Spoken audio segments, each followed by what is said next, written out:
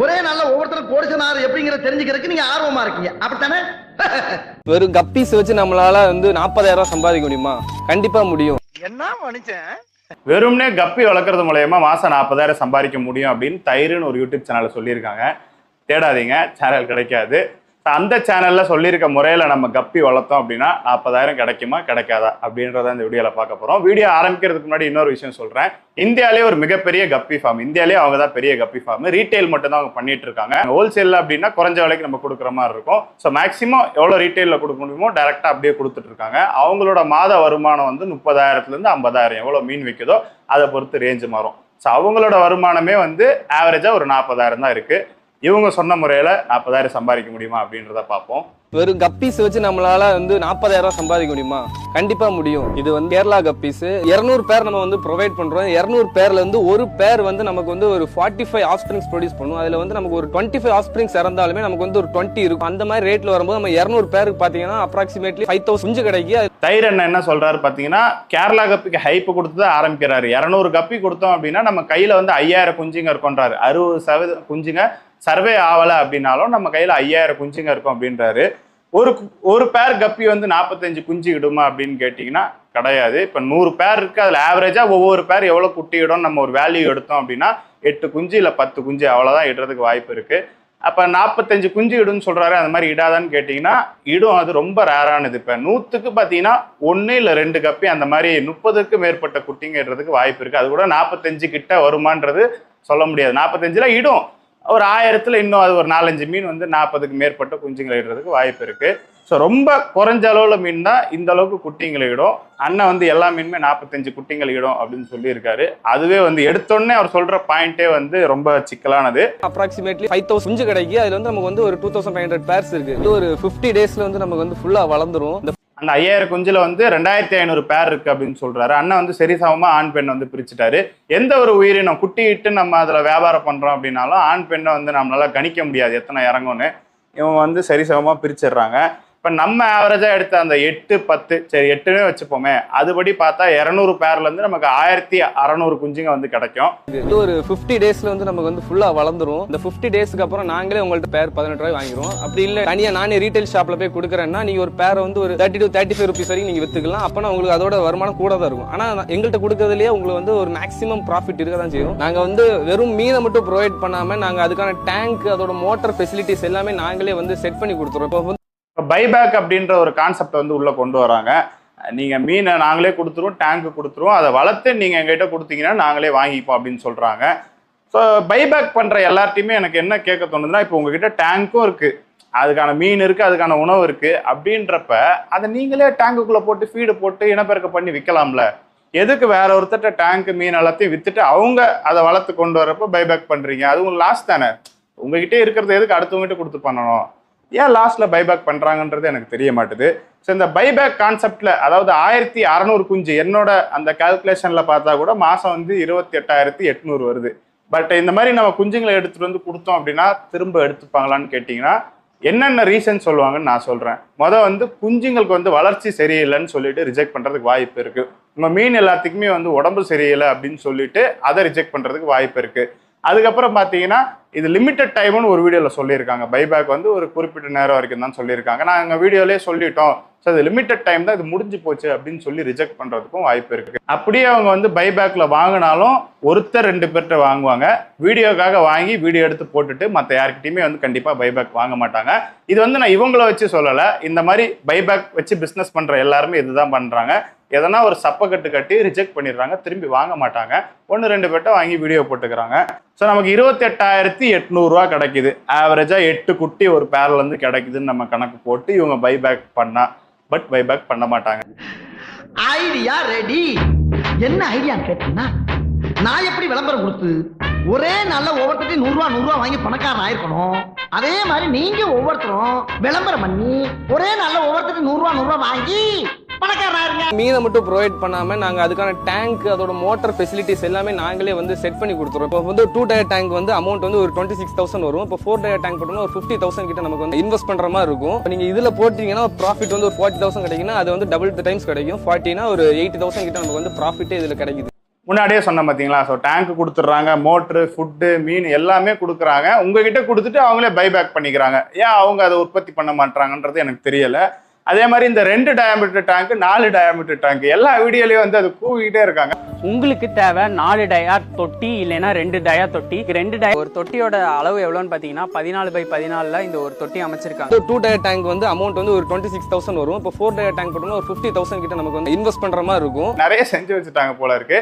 டேங்க்குக்கான video தான் இது, மீனுக்கான video கிடையாது, பிஸ்னஸ்க்கான வீடியோ கிடையாது. இந்த டேங்கை அவங்க விற்பனை பண்ணணும் அப்படின்றதுக்காக தான் நிறைய வீடியோ போட்டிருக்காங்க. நாங்க வந்து இது உங்கள்கிட்ட ப்ரீட் பண்ணி நாங்க ஏன் வாங்கிக்கிறோம்னா இதுக்கு வந்து டிமாண்ட் அதிகமா இருக்கு. மற்ற இடத்த கம்பேர் பண்ணும்போது இது கேரளால மட்டும் இது அதிகமா கிடைக்குது. அதனால உங்களுக்கும் ப்ராஃபிட்டா இருக்கும், எங்களுக்கும் ப்ராஃபிட்டா. அதே மாதிரி இவர் ஏன் இந்த ஃபிஷஸ் வந்து பைபேக் பண்றாருன்னா இது பயங்கர டிமாண்டா இருக்கு, கேரளால மட்டும்தான் இது அதிகமா கிடைக்குதுன்றார். அது உண்மை. கேரளால மட்டும்தான் கப்பி அதிகமா உற்பத்தி பண்றாங்க, அதிகமா கிடைக்குதுன்னு கிடையாது. நம்ம சென்னை குளத்தூர் மார்க்கெட்டை தாண்டியா கிடைக்க போகுது. அதிக உற்பத்தி கேரளாவில் வந்து பண்ணிட்டு தான் இருக்காங்க. அதனால வந்து இவங்க பைபேக் எடுத்துக்கிறோம், எங்களுக்கும் ப்ராஃபிட் கிடைக்கும், உங்களுக்கும் ப்ராஃபிட் கிடைக்கும். ரொம்ப நல்லவங்க மாதிரி பேசுறாங்க. ஓகே, இப்போ கப்பி வீடியோ வந்து இருக்கட்டும். அடுத்து வந்து கோய் ஃபிஷ்ஷை வந்து வச்சு போட்டிருக்காங்க. அதை ஒரு டைம் பார்ப்போமா? இந்த மாதிரி 2 இன்ச் மீனை வந்து இந்த மாதிரி 4 இன்ச்சா மாத்தி தந்தீங்கன்னா நீங்க ஒரு மீன்ல இருந்து 80 ரூபா வரைக்கும் சம்பாதிக்க முடியுங்க. 2 இன்ச்சு மீனை வந்து 4 இன்ச்சு மீனா மாத்தினா நமக்கு 80 ரூபா ஒரு மீன்ல இருந்து கிடைக்கும் அப்படின்னு சொல்றாங்க. 2 இன்ச்சு மீனுக்கும் 4 இன்ச்சு மீனுக்கும் பெரிய விலை வித்தியாசம் வந்து நமக்கு கிடைக்காது. அதாவது 3ல இருந்து 4 இன்ச்சு இருக்கிற மீனுக்கு பெரிய ரேட்டு வித்தியாசம் இருக்காது, ஒரே மாதிரி தான் இருக்கும். அப்ப 2ல இருந்து 3 இன்ச்சுக்கு எவ்வளவு ரேட்டு கூட இருப்போது? என்ன ஒரு 5 ரூபா 6 ரூபா கூடுமா? ஆனா அண்ணன் 80 ரூபா கூடுன்றாப்புல. அது பார்ப்போம் நம்ம. இதுக்கு தேவையான விஷயங்கள் என்னன்னு பாத்தீங்கன்னா, உங்களுக்கு தேவை 4 டயா தொட்டி இல்லைன்னா 2 டயா தொட்டி. 2 டயா தொட்டி பாத்தீங்கன்னா உங்களுக்கு 26,000 ரூபாய் காஸ்ட் ஆகும். அதுக்கு உங்களுக்கு 7 இயர்ஸ் வாரண்டி தராங்க. அது கூட ஃபீடும் ஃபிஷ்ஷும் தராங்க. 1000 மீன் குஞ்சுகளை வந்து அதுக்குள்ள வளர்த்த முடியுங்க. 2 டயா தொட்டியில 900 மீன் குஞ்சுகள் மிச்சம் ஆச்சுனாலும் கூட உங்களுக்கு 40,000ல இருந்து 50,000 வரைக்கும் உங்களுக்கு ப்ராஃபிட் கிடைக்குங்க. இந்த வீடியோல கொஞ்சம் சேஃபா தான் பேசியிருக்காங்க. எவ்வளவுக்கு அவங்க பைபேக் பண்றாங்க அப்படின்றதெல்லாம் சொல்லல. ஆவரேஜா 40,000ல இருந்து 50,000 சம்பாதிக்கலாம் அப்படின்னு சொல்லி ஒரு பிட்டை போட்டு தப்பிச்சிட்டாங்க. இப்போ அந்த டேங்க் வந்து பார்த்தீங்கன்னா 26,000ன்றாங்க 2 டயாமீட்டர், 50,000 சொல்றாங்க 4 டயாமீட்டரு. அது ரேட் அதுதானா அப்படின்றது எனக்கு தெரியல. அதை பற்றி விவரம் தெரிஞ்சவங்ககிட்ட நான் கேட்டிருக்கேன். அவங்க சொன்ன உடனே கீழே கமெண்ட்ல உங்களுக்கு கண்டிப்பாக பின் பண்ணி கொடுத்துட்றேன். அதோட வேல்யூ அதுவாக இருக்காது, இன்னும் குறைச்சலா இருக்கும்னு நான் நம்புறேன். அது வந்து பயோஃபிளாக் டேங்க்னு சொல்லுவாங்க. அக்வேரியம் ஃபீல்டெல்லாம் பயங்கரமாக இப்போ யூஸ் பண்ணிட்டு இருக்காங்க. அதே மாதிரி அக்வா ஃபார்மிங்லையும், அதாவது இந்த டிலைப்பியா, விராலு, அந்த மாதிரி சாப்பிடக்கூடிய மீன்களையும் வந்து இந்த டேங்க்ல தான் இப்போ வளர்த்து வந்து விற்பனை பண்ணிட்டு இருக்காங்க.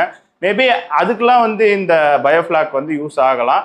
பட் இந்த வளர்ப்பு மீன் யூஸ் ஆகும். அவங்க சொல்ற மாதிரி ஒரே மாசத்துல ப்ராஃபிட்டை வந்து எடுக்க முடியாது நம்மளால. அதே மாதிரி கோய் ஃபிஷ் வந்து 2 இன்ச்சு கோய்க்கு ஹோல்சேல் ப்ரைஸ்னு ஒன்று இருக்கு. அவ்வளோ குறைச்சி நான் வெளியே ஓப்பனாக வந்து ப்ரைஸ் சொல்ல விரும்பல. ஆவரேஜா 2 இன்ச்சு கோய் ஹோல்சேலில் நமக்கு 20 ரூபா கிடைக்குதுன்னு வச்சுப்போம். 4 இன்ச்சு கோய் வந்து பார்த்தீங்கன்னா ஒரு 30 ரூபாய்க்கு கிடைக்கும். 10 ரூபா தான் வந்து ஹோல்சேல் ப்ரைஸ் நடுவில் வந்து நமக்கு வித்தியாசம் இருக்கு. அதாவது ஒரு மீன்லேருந்து இப்போ 2 இன்ச்சுலேருந்து 4 இன்ச்சு வளர்த்தோம்னா 10 ரூபா வந்து நம்ம சம்பாதிக்கலாம். இதுவே வந்து நான் ரொம்ப அதிகமாக கூட்டி தான் சொல்றேன். இன்னும் குறைச்சலான அளவு தான் வருது. நிறைய பேர் ரீசேல் பண்ணி தொழில் பண்ணிட்டு இருக்காங்க, அவங்கள பாதிக்கும். அதனால தான் எல்லாமே நான் கொஞ்சம் கூட்டி சொல்றேன். கூட்டி சொல்லியே நமக்கு வந்து ஒரு மீன்ல இருந்து 10 ரூபா தான் கிடைக்குது. சப்போஸ் உங்களுக்கு 2 டயா தொட்டியில 900 மீன் குஞ்சுகள் மிச்சம் ஆச்சுனாலும் கூட உங்களுக்கு 40,000ல இருந்து 50,000 வரைக்கும் உங்களுக்கு ப்ராஃபிட் கிடைக்கும். அவர் சொன்ன மாதிரி கணக்கு போட்டோம் அப்படின்னா ஒரு மீன்ல இருந்து நமக்கு 10 ரூபா கிடைக்குதுன்னா 900 மீனுக்கு போட்டோம் அப்படின்னா 9,000 ரூபா வந்து நமக்கு கிடைக்குது. இப்போ 9,000 ரூபா மாசம் கிடைக்கும் அப்படின்னு சொல்ல முடியாது. 2 இன்ச்சுல இருந்து 4 இன்ச்சு ஒரு மீன் ஆகிறதுக்கு நிறைய அதுல விதிமுறை இருக்கு. வெறும்னே உணவு போட்டால் மட்டும் அது 4 இன்ச்சில் வளர்ந்துடும் அப்படின்லாம் கிடையாது. இது ஒரு மாசத்துல நடக்கக்கூடிய ப்ராசஸ் கிடையாது. அவங்களும் வந்து ஒரு மாசத்துல ஆகும் அப்படின்றது சொல்லலை, சரிங்களா? அப்போ ஒரு 2 மாசம் இல்லை 2.5 மாசம் ஆகுது. ஏன்னா அது பயோஃபிளாக் வந்து கம்மியான இடம் தான், அதிக மீனை ரெஸ்ட் பண்றோம். அந்த அளவுக்கு டைம் ஆகுதுன்னா 2.5 மாசத்துக்கு உங்களால் 9,000 தான் சம்பாதிக்க முடியும். மாசம் ஆவரேஜா வந்து ஒரு 4,000 ரூபான்னு வந்து வச்சுக்கலாம். ஸோ நீங்க 26,000 ரூபாய் இன்வெஸ்ட் பண்ணி மாசம் 4,000 சம்பாரிச்சிங்கன்னா கிட்டத்தட்ட வந்து ஒரு 6 மாசம் 1000 நீங்க போட்டதை எடுக்கிறதுக்கு. இவங்க சொன்ன கணக்குப்படி நம்ம உண்மையான விலையை போட்டு வந்து எல்லாத்தையும் செக் பண்ணிட்டு இருக்கோம். சப்போஸ் நீங்க பைபேக்கா தராம நீங்களே அதை வித்தீங்கன்னா 300 ரூபாயில இருந்து 400 ரூபா வரைக்கும் ஒரு பேர்ல நீங்க சம்பாதிக்க. ரீட்டைல்ல வந்து பாத்தீங்கன்னா பேர் 300ல இருந்து 400 ரூபாய்க்கு பேர் போகும்னு சொல்லலை. ப்ராஃபிட்டே நமக்கு 300ல இருந்து 400 ரூபாய்க்கு கிடைக்கும் அப்படின்னு சொல்லியிருக்காங்க. அப்போ பேர் 500ல இருந்து 600 ரூபா விற்கலாம் அப்படின்னு சொல்லியிருக்காங்க. பேர் வந்து 4 இன்ச்சு கோய் நமக்கு இங்கே சென்னையில் கிடைக்கக்கூடிய ரீட்டைல் ப்ரைஸ் பார்த்தீங்கன்னா 100 ரூபா கிடைக்குது. சென்னையில இருந்தால் மற்ற ஊருக்கு மீன் போகுது அப்படின்றப்ப மற்ற இடத்துல 150 ரூபா 200 ரூபா, ஏன்னா டிரான்ஸ்போர்ட் சார்ஜ்லாம் இருக்கா அந்த ரேஞ்சில் வந்து கோய் பேர் கிடைக்கும். ரீட்டைல் ப்ரைஸ் இதுதான் கோயோடது. 2 இன்ச்சு கோய்க்குலாம் இன்னும் வேல்யூ கம்மி. நான் சொல்றது எல்லாமே வந்து கமர்ஷியல் கேட்ஸ், அவங்க காமிச்ச அஃபோர்டபுள் கோய்ஸோட ப்ரைஸிங் தான் வந்து நான் சொல்லிட்டு இருக்கேன்.